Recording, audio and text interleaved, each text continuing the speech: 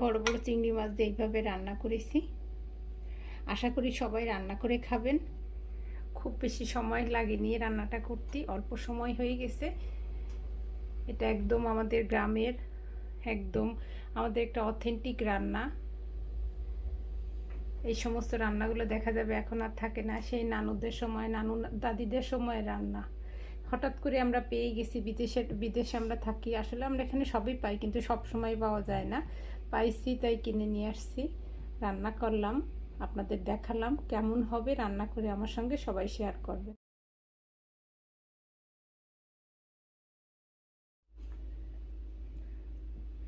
এটার নাম হলো মাটে আলু বা মাটে আলু যেটারে বলা হয় সেই নামেই ডাকা হবে।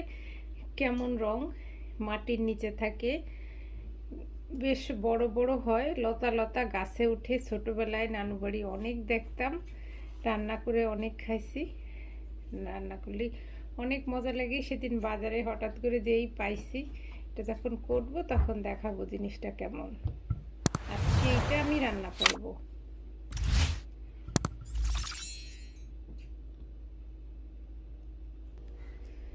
এখন আমি কচুটা কাটি, কিভাবে কাটলি কেমন লাগে এটা দেখি। কি সুন্দর না রংটা, দেখলেই ভালো লাগে। এখন এটা কাটার নিয়ম হলো, খোসাটা এভাবে ছিলে ফেলবো। খোসাটা এইভাবে ছিলে ছিলে, যেভাবে আমরা গরুর মাংসের ভিতরে বটি দিয়েও কাটা যায়, যার যেভাবে সুবিধা হয়। এটার গাটা কিন্তু আবার পিছলা, যেমন ঢেঁড়সটা পিছিল হয় ওরকম কিন্তু পিছিল জিনিসটা। এরকম করে করে এটারে পুরো গাটা আমরা পরিষ্কার করে ফেলবো।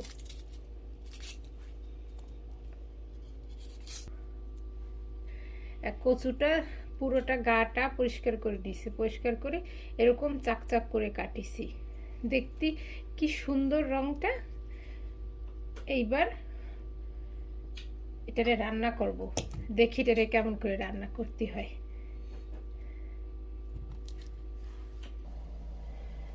হাঁড়িতে পানি গরম দিয়ে এর ভিতরে সামান্য একটু লবণ দিয়ে দিচ্ছি।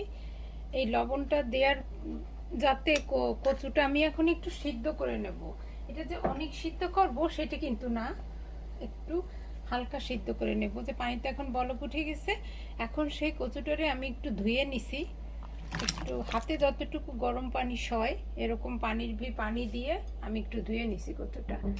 এবং এবার আমি এটা হাঁড়িতে ঢেকে দিচ্ছি, অপেক্ষা করব একটা বলক ওঠার জন্য। একটা বলক উঠলেই আমি চুলা বন্ধ করে কচুটা উঠাই নেব।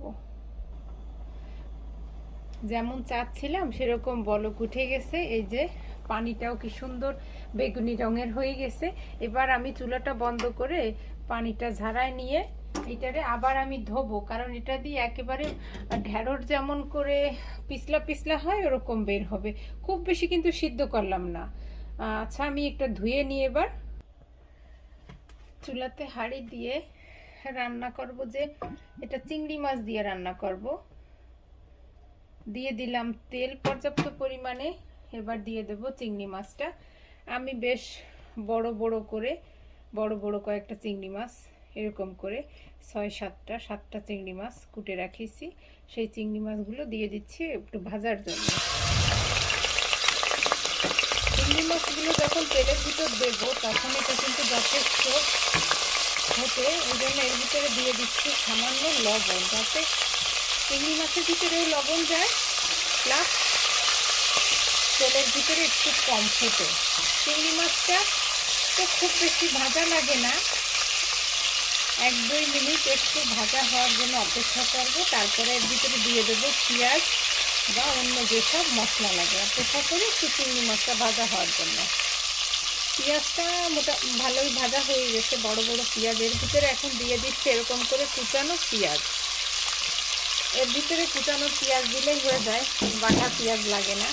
এবার কুচানো পেঁয়াজ আর চিংড়ি মাছ একটু সময় নিয়ে ভাজবো, ভাজার জন্য অপেক্ষা করব।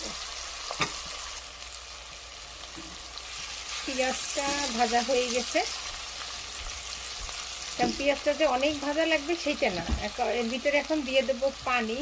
পানি দেওয়ার পরে তারপরে একে একে বাকি যে মশলাগুলো আছে সেই পানি দিয়ে দেবো। পানি এখন অল্প দেবো, অনেক যে বেশি পানি দেবো তা কিন্তু নয়, একটু অল্প পানি দিলাম। এই যে একটু অল্প পানি দিয়ে এবার আমি একে একে শুকনা মশলাগুলো বা বাকি যা দেবো আমি সব কিছু দিয়ে দেবো। প্রথমে দিয়ে দিচ্ছি 1 টেবিল চামচ আদা রসুন পেস্ট। এখানে 1 টেবিল চামচ দিলেই হয়ে যাবে। এবার দিয়ে দেব ধনিয়া গুঁড়া। ধনিয়া গুঁড়ো 1 টেবিল চামচ। জিরা গুঁড়ো সেরকম, কারণ এখানে খুব বেশি মশলা লাগবে না, যেহেতু কচুটা অল্প অল্প, অনেক বেশি না। আমি হলুদ দিয়ে দিলাম, বোঝা যাচ্ছে যে হলুদ কতটুকু দিচ্ছি, একদমই কম হলুদ। আর দিয়ে দেব একটু মরিচ। এই মরিচটা দেওয়ার কারণ হলো একটু রং হওয়ার জন্য, আর কিচ্ছু না মরিচটা দেওয়ার কারণ। তারপরে যা দেওয়া লাগবে, যা ছাড়া রান্নাই হবে না, দিয়ে দিলাম লবণ। যেহেতু আমি একবার লবণ দিছি সিদ্ধ করার সময় ওই কচুটার ভিতরে, এই জন্য আমি এখন লবণ একটু কমই দিলাম। তারপর আমি খেয়ে দেখবো যে লবণ আর লাগবে কিনা। এবার একটু মশলাটা কষানোর জন্য অপেক্ষা করব। অপেক্ষা করি মশলাটা কষানোর জন্য। চিংড়ি মাছ, পেঁয়াজ, বাকি সব মশলা দিয়ে সুন্দর মশলাটা কষানো হয়ে গেছে। অনেক সুন্দর ঘ্রাণ আসতেছে, আমি কিন্তু পাচ্ছি ঘ্রাণটা। যাই হোক, এবার দিয়ে দেবো পানি। পানি দিয়ে ঝোলের পানি যেটারে বলে, পানি কিন্তু অল্প দেবো, কারণ কচুটা খুব নরম তরকারি, এটা সিদ্ধ হতে একদমই সময় লাগবে না। আমি এখানে পানি দিয়ে দিলাম 2 কাপ। 2 কাপ না, আর একটু বেশি পানি দেবো, 2 কাপের বেশি। আমি 3 কাপ পানি দিয়ে দিচ্ছি। 3 কাপ পানি দিয়ে আমি এটা এখন ঢেকে দেবো আবার বলক ওঠার জন্য। পানিতে বলক উঠে গেছে। এবার এটা সিদ্ধ করার পর এমনই রয়েছে, রঙের কোনো পরিবর্তন হয়নি, সামান্য যে রঙ ছিল। এইবার আমি সিদ্ধ কচুটা এই ঝোলের পানির ভিতর দিয়ে দিচ্ছি। যে এখন এটা তো আসলে কোনো সিদ্ধই হয়নি তখন, এখন এটা দিয়ে ঢেকে দেবো, কিন্তু এটা সিদ্ধ হতে একদম বেশি সময় লাগবে না। দেখা যাক, দেখি। ছোটবেলায় এটা একদম চোখের সামনে ভাসতেছে সেই নানু বাড়ির কথা। গাছে হতো, গাছে ঝুলে ঝুলে, এই মাটির নিচে যেটা হয় সেটা অনেক বড় হয়, কিন্তু গাছেও ছোট ছোট ঝুলে থাকে। ইস, চলে গেলাম নানু বাড়ি। এই অবস্থায় শুধু আমি দিয়ে দিলাম কয়েকটা কাঁচামরিচ, কারণ এটাতে অনেক বেশি ঝাল লাগবে না। ফালি কয়রা 4 থেকে 5টা কাঁচামরিচ আমি দিয়ে দিছি। কি মজা রান্না কিন্তু হয়ে গেছে। দেখে কচুগুলো কেমন করে সিদ্ধ হয়ে গেছে। কতক্ষণ, আমি মাত্র 5-7 মিনিট জাল করেছি। এই কচুটা কিন্তু এর চাইতে খুব বেশি সিদ্ধ করা লাগবে না, কারণ এর চাইতে বেশি সিদ্ধ করতে গেলে এটা একদম গলে যাবে। গলে গেলে তখন আর এটা ভাল লাগবে না।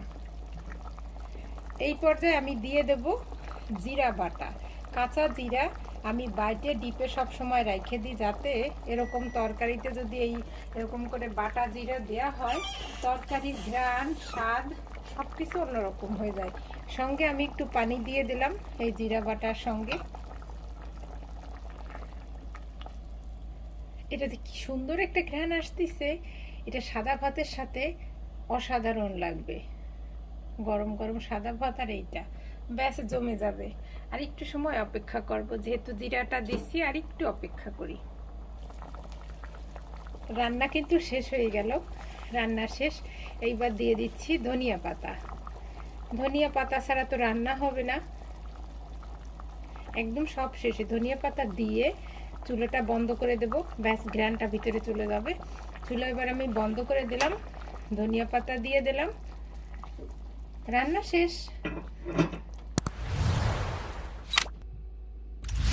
রান্না কিন্তু আমার হয়ে গেছে। আমি তো রান্না করে খাওয়ার পর মনে হচ্ছে সাদা ভাত দিয়ে কখন খাবো। সাদা ভাতেই এটা বেশি ভালো লাগে।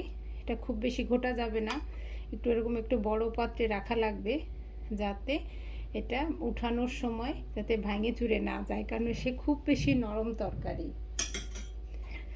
কাছ থেকে দেখাচ্ছি। সবাই রান্না করবেন, সবাই ভালো থাকবেন। আমার রান্না যদি ভালো লাগে বেল বাটনে ক্লিক করে আমার একটা সাবস্ক্রাইব করবেন। আল্লাহ হাফেজ, আসসালামু আলাইকুম।